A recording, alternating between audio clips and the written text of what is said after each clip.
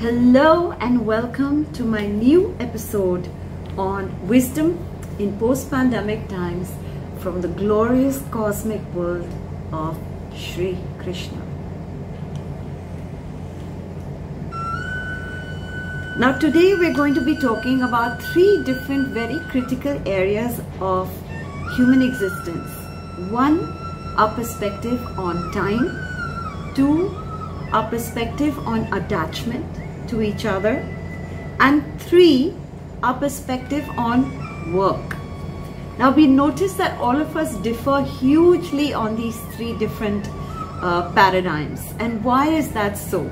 And how should one approach these three aspects of human life and human living? So I'm going to begin by quoting Lord Krishna, who says that it is true that one always wants to be with the person that one loves.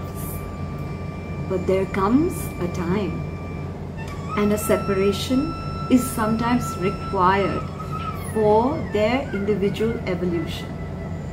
Now I think because he spoke in the Dwarka Yuga where women were still in a very slightly submissive role. It's not like they were not decision makers or they were not warriors. They were doing all of that.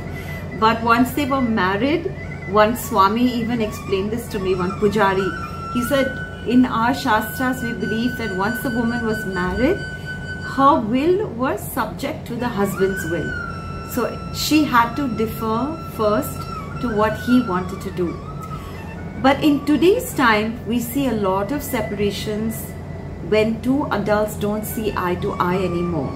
Because somewhere the worlds between the two genders has become a lot more flatter. And perhaps the universe is supporting female energy. So sometimes for the evolution of the woman, a separation is really needed. Sometimes maybe relationship has saturated all levels of evolution and both would benefit from moving on. So I'm sure that's not what Krishna meant in the Dwarka Yuga, but I am just trying to apply his perspective on evolution versus stagnating and holding on for dear life. And I do feel that this applies differently to our times. Now, he is addressing a possessive parent. And in India, we do, in our culture, we do like to shelter our children for as long as we can. And we do get very heartbroken if they go through any trials in life. But when Krishna speaks, he says, if you decide to walk hand in hand with them right up to the time that they are adults, and you're around every single milestone and you're making every single decision for your child, then unka marg darshan karte rahenge. How will your child learn to choose his or her own path?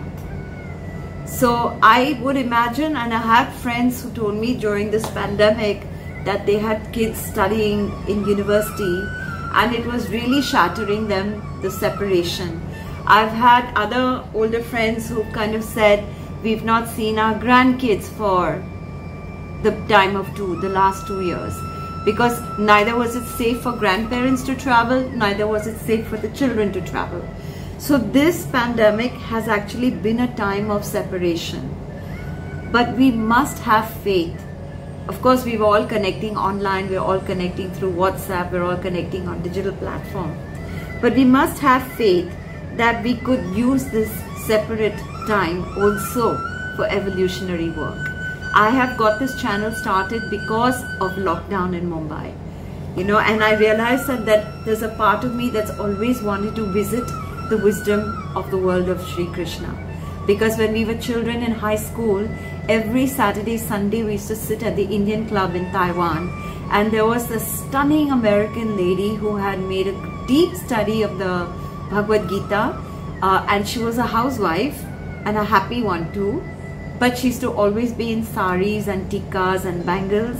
And so every Saturday, Sunday, all of us teenagers used to sit around her, and she used to read excerpts from the Bhagavad where Lord Krishna was helping Lord Arjuna to come to terms with his the demands of the battle, the demands of the war, not the battle but the war. And in their dialogue, he touches upon so many very fascinating aspects about human life.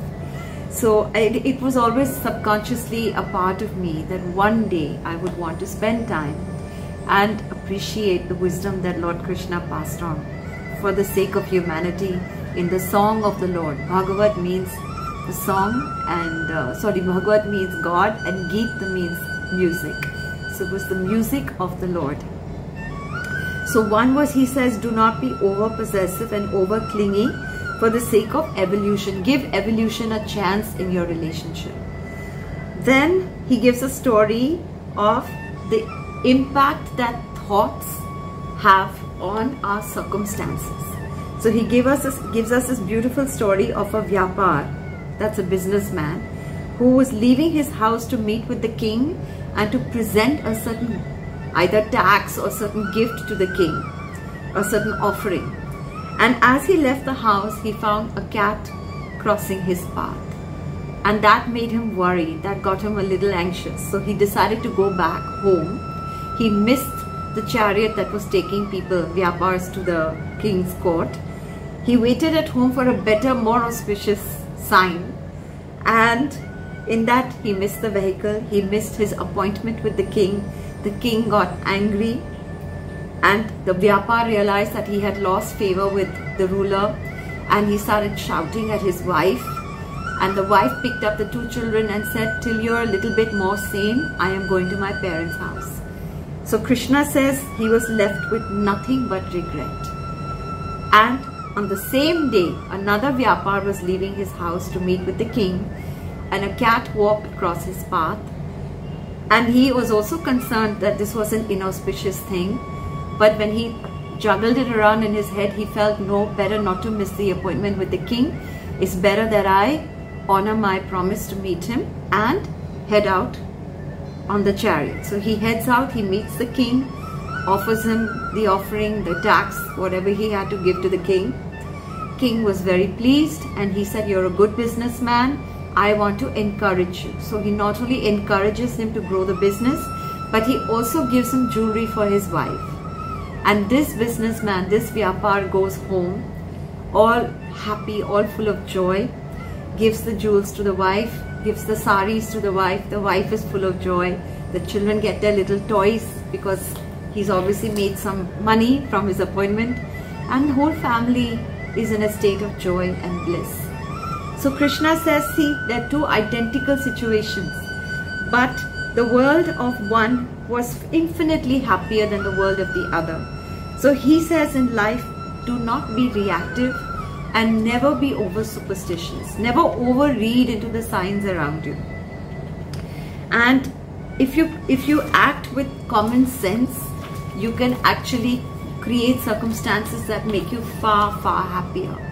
So the moral of that story is, don't be a victim to superstition, and always take the wise decision, and always keep the vibrations around you calm and positive.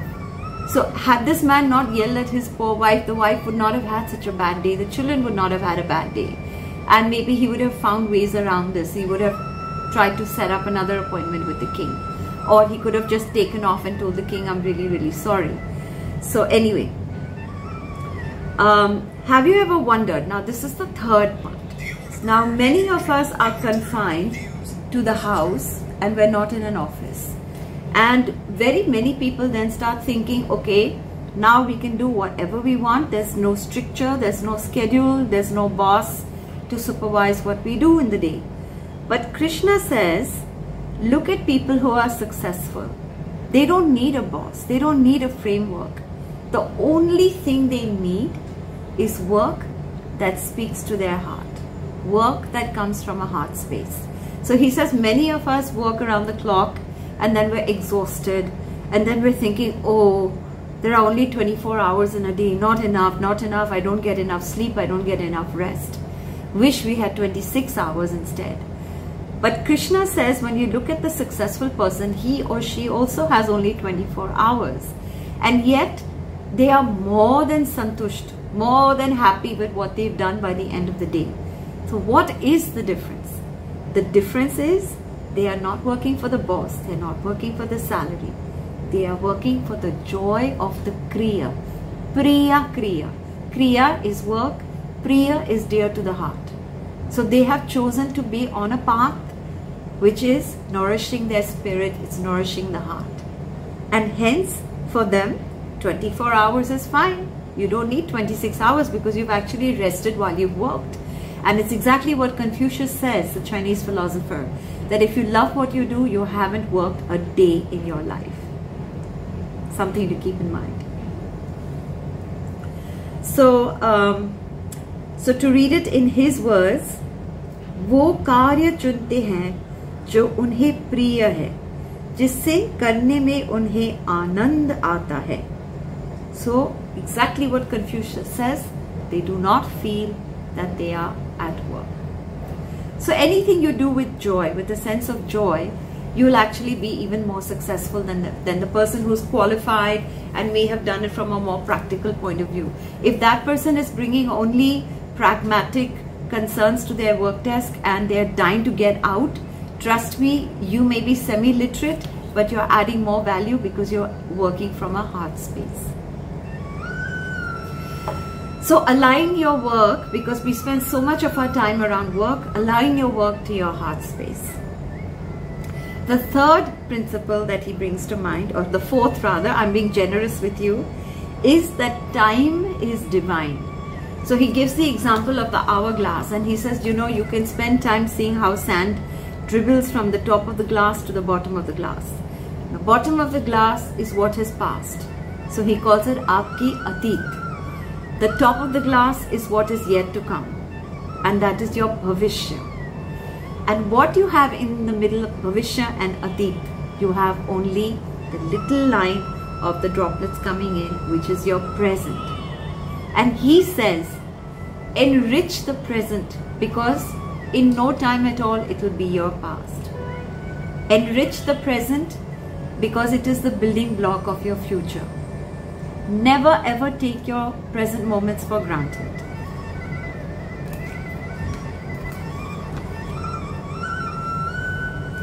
He says, if you seek contentment, know that for that too, you don't need any Akashvani, any Bhavishyavani, any tarot reading.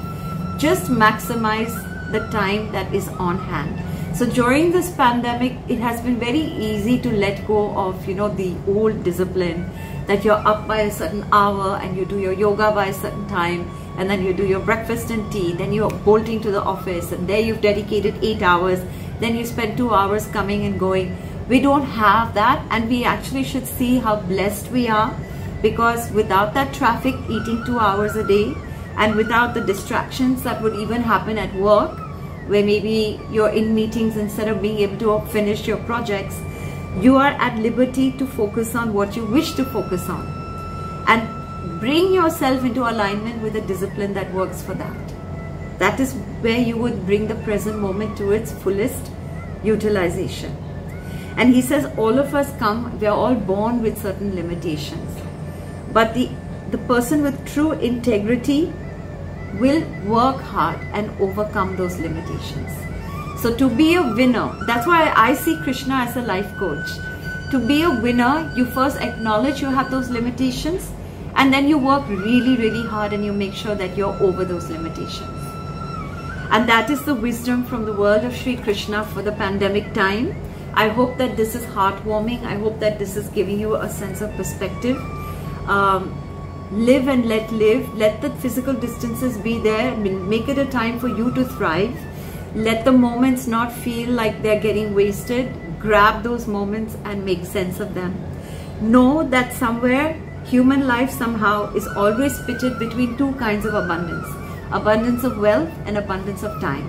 When the focus is only on the wealth, sometimes we just, out of a 10-20 year commitment, when we step back, we suddenly think, oh my God, I lived in that office and I gave so many years of my life to that office.